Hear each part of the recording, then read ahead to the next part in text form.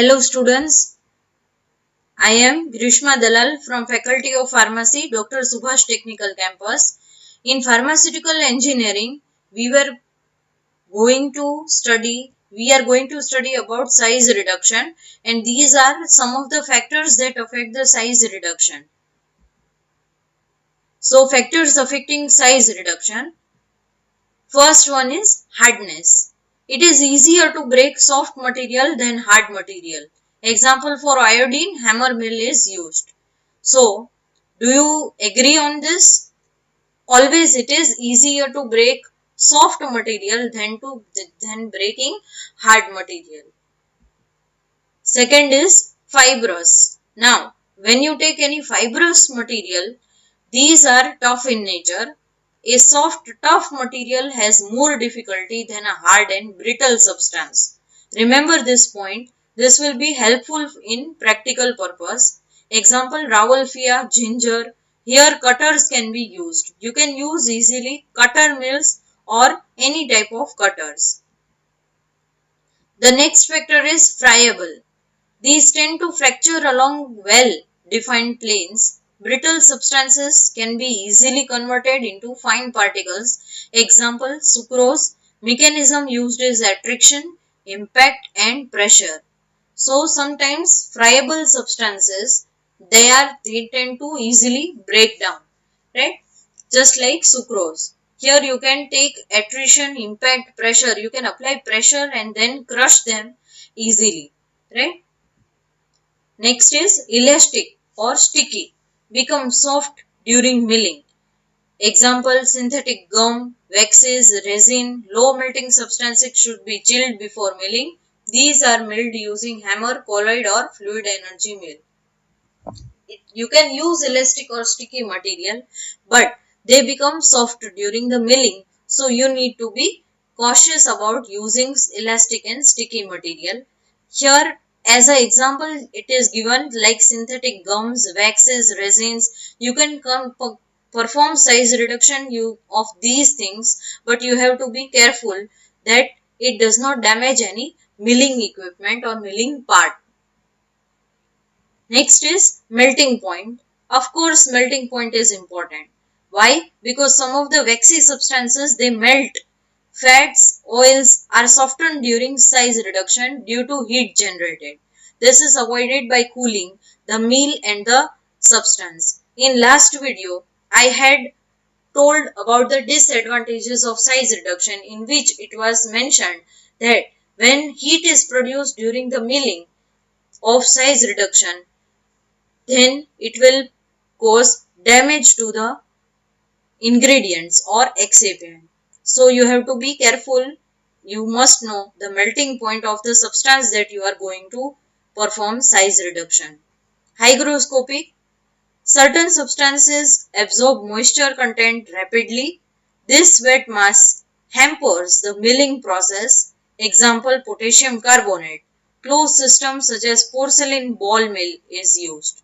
So, you have to be very careful while using hygroscopic materials, APIs or excipient. Why? Because hygroscopic tend to absorb moisture from the surroundings, and that is the reason they can create a burden on the milling process, and also sometimes you have to stop the milling process completely.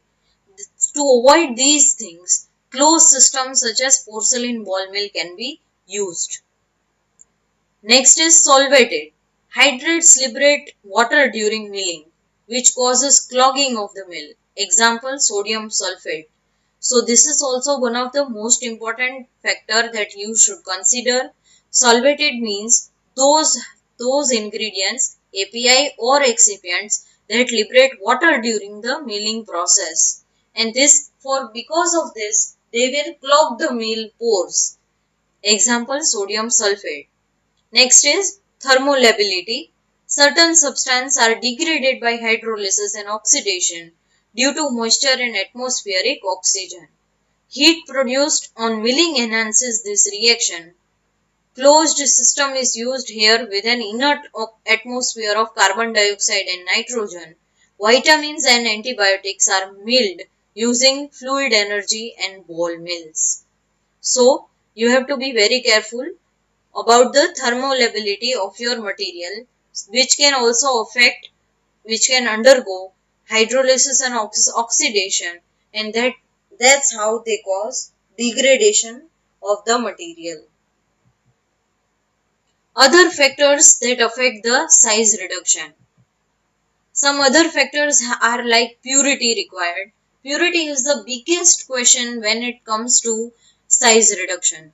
Size reduction of such hard substances leads to the abrasive wear of milling part, causing contamination. Such mills are to be avoided. This point was also discussed in the last video as the disadvantage, because there are some parts which are abrasive in nature. In milling they can get mixed to your API or excipient or your drug, and that can cause contamination, so you have to avoid those type of meals.